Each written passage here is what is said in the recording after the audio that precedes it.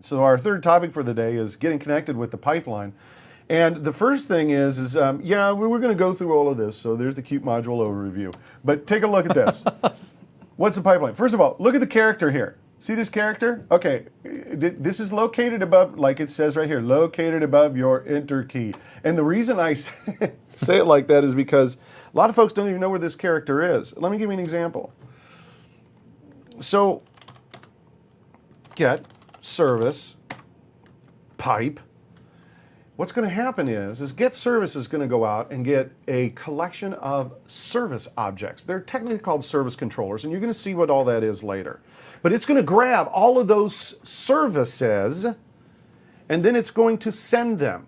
And I'm not talking about a text representation. I'm talking about the actual service objects themselves. It's going to send them one at a time across this pipeline. What do you want to do next to these services? Well, let's narrow this down a little bit. Let's just do the name bits. Take a look. It's running. Take a guess what I could do if I wanted to stop this service. You probably could guess that there's a commandlet called stop service, and you would be correct. There's one called stop service, and you can specify a name. But here's the interesting thing. I can pipe it to stop service. If I could type it. Here's what's going to happen. We're going to take that bit service, we're going to send it across that pipeline. Stop service is going to grab hold of that and do exactly what it says it's going to do. It's going to stop the service. Now, we're going to talk a little bit later in more detail about how this pipeline works, because it's crucially important in troubleshooting. But just take a look. Well, I wonder what it did. Well, let's run. It stopped it. Now I can pipe, and I could even say start service. And I'm going to use a pass-through on here that'll show me the results of what I'm doing. And now it started again. Now, I know that's a simple pipeline, but that concept of taking something, sending it across the pipeline to have something else act on it is very important. And we can continue. We can pipe from one thing to the next thing to the next thing. So as an example, let's start out with a couple of cool things. Oh, hey, first of all, Jeffrey, what do you think? I just love to ask people this. Oh, don't be careful with the enter key. What do you think, Jeffrey? Is that going to do what I think it's going to do? Yeah, you don't want to do that. I know. Don't want to do that. Guys, we're going to show you. The pipeline is very powerful. It can also allow you to make silly mistakes. So it's worth pointing out, PowerShell is a powerful tool. A powerful tool. Like a really sharp knife. A really sharp knife, super, super useful. Probably don't want to give it to your kids, right? Or you want to pay, you want to be thoughtful about this stuff. PowerShell, you can do some damaging things, and so often we, give you techniques to deal with that. But indeed, don't complain if you say, oh well, geez, I removed all the files from my file system. Darn PowerShell. Yeah. By the way, I did that actually. I was giving an example of how to do this and the guards that we have, and I forgot to put that in, and I hit carriage turn. And it turns out if you kill LSASS, bad things happen. Bad things. Bad things happen, especially when you're in front of like 700 people doing a demo. Very bad things happen that way. Strongly not recommend. Because I've hit the enter on the get service, stop service, and it's just not cool. PowerShell doesn't ask you, are you sure? Until later when we show you how you can get it to, but it doesn't, so it assumes you know what you're doing. Let me do an example here of another pipeline thing. Let's talk about CSVs for a second. A lot of times, export, here's a commandlet, export CSV. Guess what export CSV is going to do? It's going to take this information and export it to a CSV. And so I'm going to put in a path of C:, let's just call it service.csv. You guys know what a CSV is, comma-separated file, and yes, you can change the delimiters. If you look at the help file for export CSV, you can change the delimiters and modify how it works, but let's take a look at this CSV. I'm going to open this up in Notepad, not the correct tool for looking at a CSV, because it's going to look at this text file, but I just want you to see all that, yep, it's all comma separated, but here's one of the interesting rules about PowerShell is if you can export it, you're going to want to import it at some point. You're going to want to work with that data again. So if you can export it, you can import the CSV. So import CSV. I forgot what I called it, but not that. There we go. And now all that data comes back and it's formatted correctly and it's attached correctly so I can actually work with it now. Now, these are simple examples of the pipeline, but we're also showing you some great export stuff. So besides exporting, like to a CSV, there's my favorite. Oops. Command line XML. I love XML. XML is the greatest thing since the automation of sliced bread. Great example. You guys that used to do online banking years ago, you'd go to the, you buy something, swipe your credit card. 3 days later, it would show up in your account. Today, you swipe it. When's it show up in your account? Just as it finishes swiping. It's XML, baby. It's XML. So let's export to XML. And here's what I'm going to do. Instead of doing get service, I'm going to do get process. I like that. And I'm going to make a little, I'm going to pretend. I'm going to do this, call this good XML.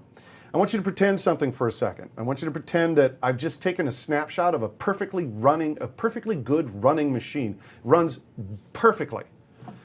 And I've just snapshotted its processes.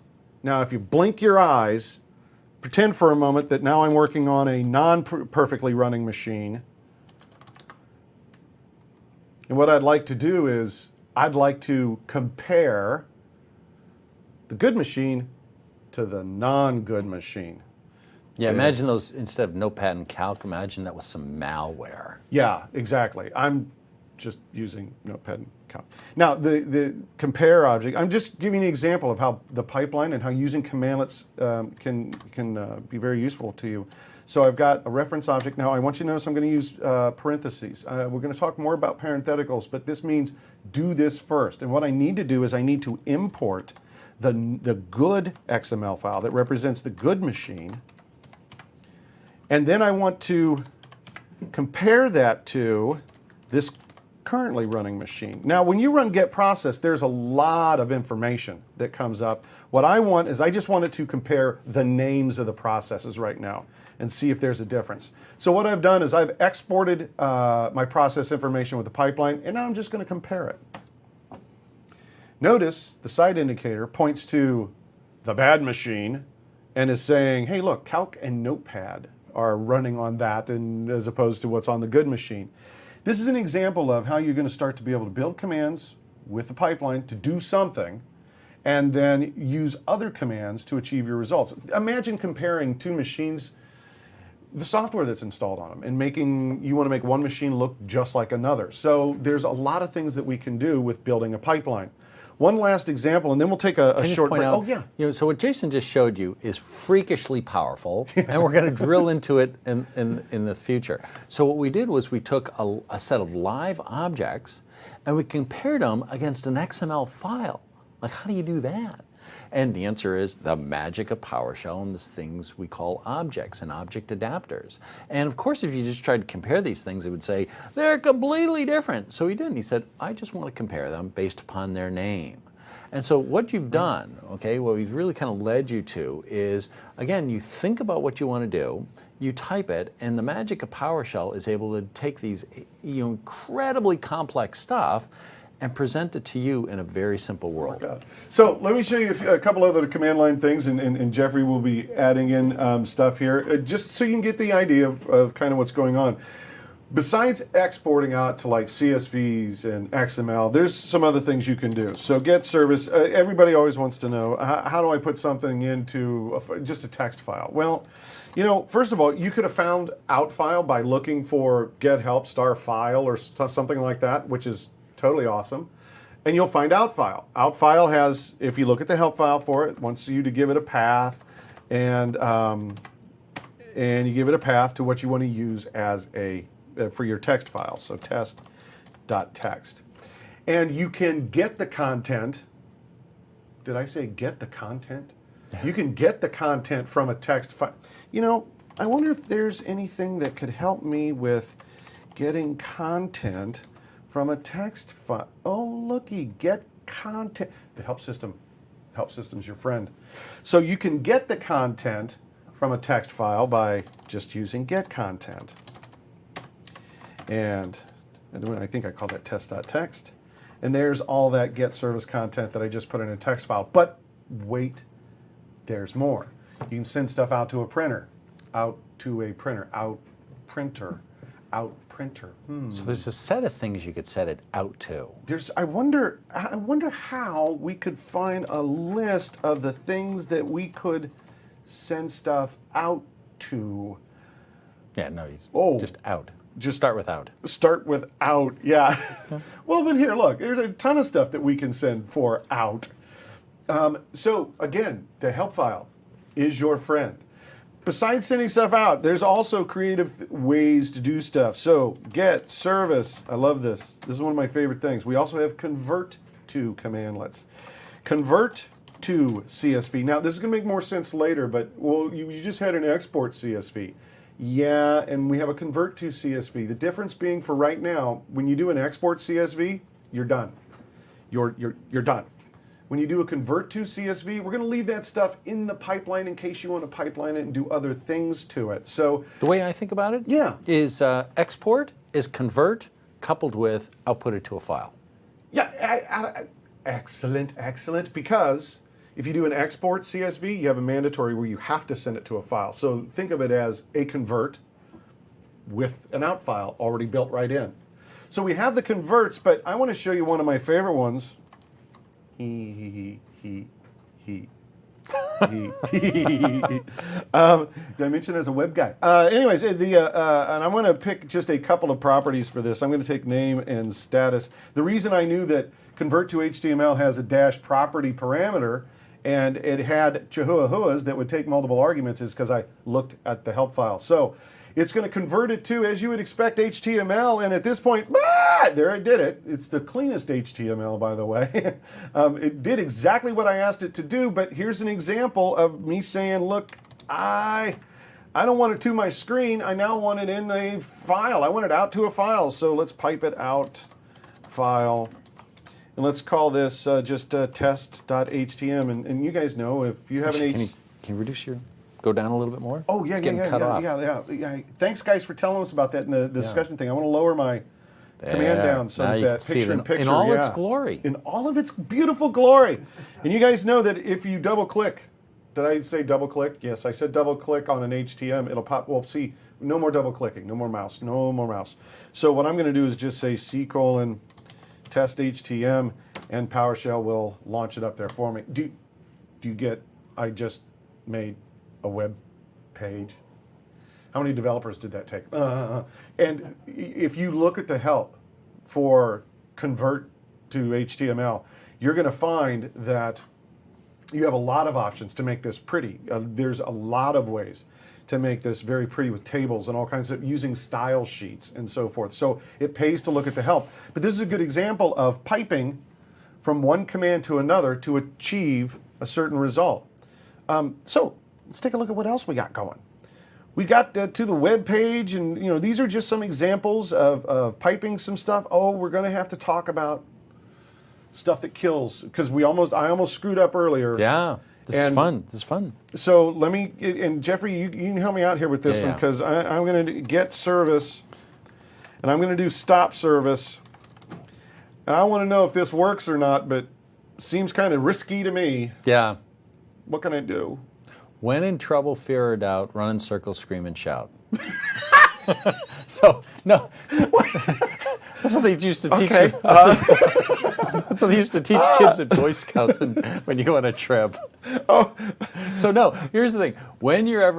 So I once dealt with an admin who said, every now and again it's late and doing something, and I realize I'm about to hit the carriage return or enter key, and I realize if I get it wrong, that's the end. Right, I'm going to be fired. Muffy and Buffy are not going to go to college. It's just going to be bad. It's going to be bad. I thought to myself, boy, what are we doing that we create an environment where that's the world that they have to live with? And so in PowerShell, if you ever have something that you're uncertain of, you can always type -what if.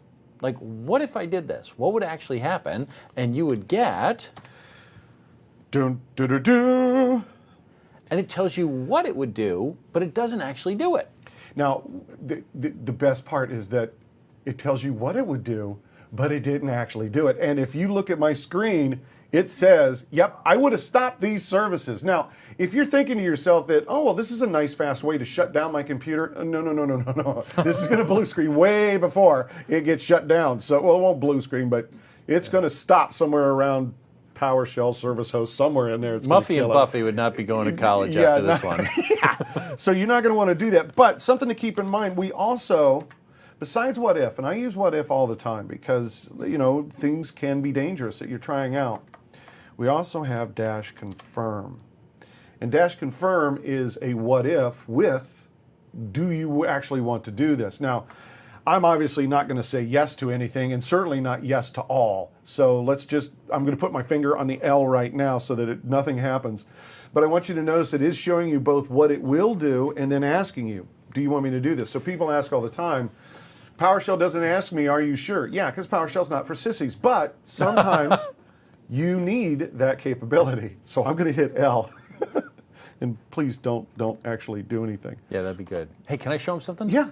Okay, so remember, at some level, this isn't that interesting, right? Get service, pipe to stop service, right? Minus what if. I mean, okay, but who is going to do that, right? You're just not going to do that, right? But remember what I said earlier, right, about this like programming with hand grenades thing. What I said was, okay, so let's see, there's this bits thing, and I don't remember what the heck it was. So what I'm going to say is display name, something to do with bits, and or maybe it was something to do with BI, right? And then stop service. Now, did I get that one right? Now, this is the more realistic thing. Did I get that one right? Because maybe BI star maps to BIP service, and maybe it doesn't. So what you do here is you say, what if? And you're like, yeah. Oh, no, good thing I didn't do that. Now, at this point, you could go and say, well, okay, well, why did that match? Oh, I see biometric. And then, oh, I see compatibility. Now, if you wanted to, you could go in here and try and like tweak this thing, right? And do this. But instead, you can just say, no, you know what? It's close enough.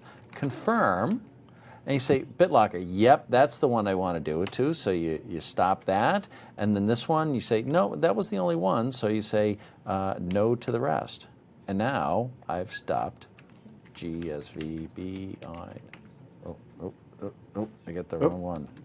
Oh, you know what? I shouldn't have stopped BitLocker. That was a bad thing. Yeah, I think that might have been. Well, great example of a practical use of dash confirm. That's perfect. I'm now out of compliance with corporate policy. There you are. These doors might come bursting open. Well, so hopefully they will not burst open. So guys, this is our first introduction to the pipeline. We're going to go much deeper into this pipeline, but the concept again is you have a commandlet.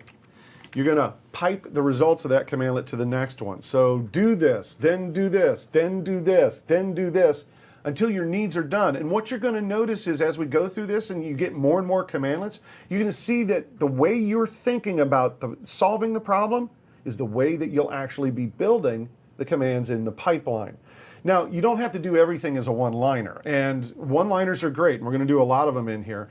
But we're also going to do scripting, where a one-liner is when it's half the page, you're probably a little out of control at that point.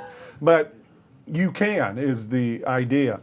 Now, before we go too much further into the pipeline, Jeffrey, let's do this. I've got a slide here, so let me show everybody where we're at. So, guys, again, make sure you're asking questions, all that kind of stuff. And for all the people out in the support, the MVPs and everybody who's contributing, thank you so much for helping us out and answering all of these questions that are out there. Let's go into extending the shell a little bit. And this is a fascinating conversation for me because I can't remember the exact number, but I think when PowerShell 1.0 came out, I think there was like 192 commandlets. That's all we could do was like 190 things. Yeah. Then PowerShell v2 came out and there was 236. Well, there's only 236 things that we could do.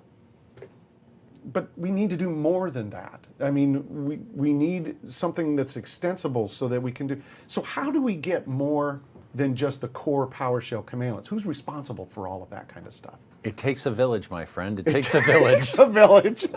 Yeah, Light so on that's, a hill. that's exactly the point. So the PowerShell team's responsible for the core PowerShell environment, the language, etc. And then you have plugins, right? Or snap-ins, or we now call them modules. Yeah. And this is where, you know, like our trust me, you don't want me writing the link commandlets, right? That's not, that doesn't end well. And so what we do is we create an environment where it's very easy for the individual feature teams to write their stuff and ship their stuff. And that's why when you say, oh, well, I want to do some stuff with PowerShell, where are the link commandlets? Well, do you have link installed? Because if you don't have link installed, you're not going to get the link commandlets.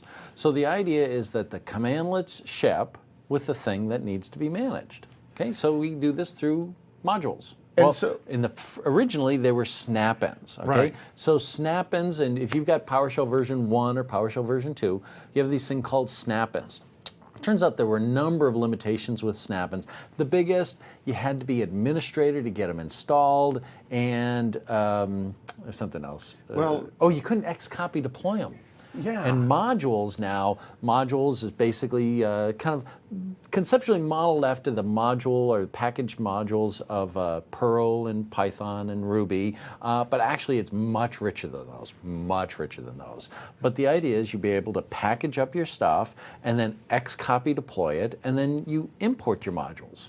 So let's take a look. First of all, on what Jeffrey is saying is, and I think this is, you guys, all of you guys have run the MMC before. And you know the MMC. You can file, add, remove, snap in, and you get a list of stuff here that you can add in. I want you to notice on mine, I happen to have some of the Active Directory snap-ins. You guys know that in order to get those, I had to install something. And in this case, I had to install the remote server administration tools to get the Active Directory ones. Well, it's the same concept when you're working with PowerShell. Do you have the product installed? Well, I have the remote server administration tools installed, and so I'm going to get those modules. Let me show you. PowerShell has a command called get module. This will show you what's currently loaded up. However, list available will show you the modules that are available. Now, I need to just tell you right now, this is very confusing. In V2, V2, first of all, you're not going to see what you're going to see on my screen in V2. You're not going to see it in Windows 7 either. What you're seeing here is Windows 8 running the Windows 8 remote server administration tools, and I get more modules than you do. Because he's cool. Well, not because I'm cool, because I've upgraded. I know your corporate standard, you may not be doing it yet, but your admin box needs to be running V3, and as you're going to want, it needs to be running Windows 8. Okay? So, but at any rate, let me just show you. God, I'm not the guy that works for Microsoft, and I'm the one over here. So you can see I get this giant list of modules, and notice one of the modules at the very top here is called Active Directory. The reason I have that module is because I installed the remote server administration tools. Here's what that module contains. Commandlets. Commandlets that let me manage Active Directory. If you have providers. And what? And providers. But we didn't talk about providers. We haven't talked about providers yet, but yes, and providers. If you have a module with commandlets, here's the beautiful thing about PowerShell v3. You're going to love this. When you use get help knows how to look through those modules, even if they're not loaded. So get help. I want you to show me, do I have any Active Directory commandlets? I want you to notice that, yes, there's a lot of things with AD in it, and I could have refined the search better, but that's kind of my point, is I want you to see that there's a whole bunch of AD commandlets here. You'll recognize AD computer as, this will give me Active Directory computers.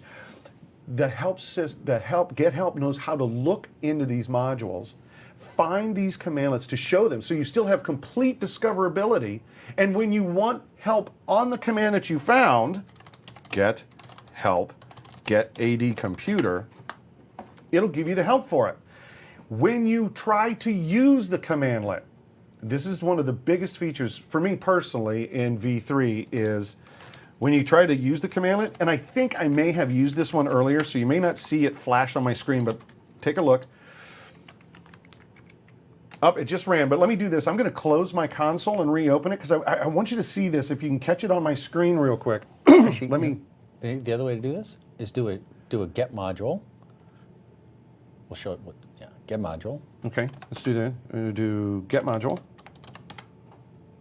Yeah, character turn.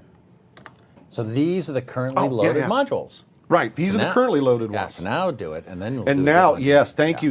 So these are the currently loaded ones. Now watch what I'm going to do. I'm going to do get AD computer, and watch what flashes across my screen real quick. Boy, that was real quick. I don't know if you caught it. It actually dynamically loaded the module for me so that I had the commandlets. And notice the commandlet ran. I didn't have to do anything special. The reason I'm making a big deal about this, and here, I'll show you in get module. Get module. Now you'll see that it automatically loaded the Active Directory module for me. Reason I'm making a big deal about this, in V2, your life sucks because it doesn't work that way. And let me tell you, and I'm sorry, sir, but this in V2, this was painful. Because in V2, get help would not find the commandlets unless the module was imported. Yes. So you had to know what the module was first, then import it, then you could discover. See, it didn't quite work. They fixed all that with V3. Now it works just like I need it to work. And when I run the command, the module loads. So I'm not loading modules unnecessarily. Yep. And if I'm writing scripts that are using the commands, it just loads what it needs, and I don't have to worry about it. It's a beautiful world. It's a beautiful world. It's a You got any more on modules? Because that's about all I got on modules. Well, you can do. Do we get to this now? What do you want to do? Modules on other machines, implicit remoting? No. We'll do Oh that. no, we'll do implicit. Oh boy, what are you going to talk about? Yeah, we'll get to that later. Yeah, It's so cool. It's so cool. It's so cool. So let me show you the slides, guys. We've got all this. That's an after lunch thing. They'll need like high energy. And let me just warn you right now, because we're only about 30 minutes or so away from taking a meal break. A meal break. That's the international term for lunch. Yeah, meal. because we're taking lunch. Is that don't eat a lot because you don't want to fall asleep. Yeah. After lunch. Have some coffee. It's have some coffee. So we've got everything in the slides, and PowerShell 3 dynamically loads the modules for you, and you can discover all of your commands. Thank God for V3 makes this much easier, and so you can work with your commands, and off you go.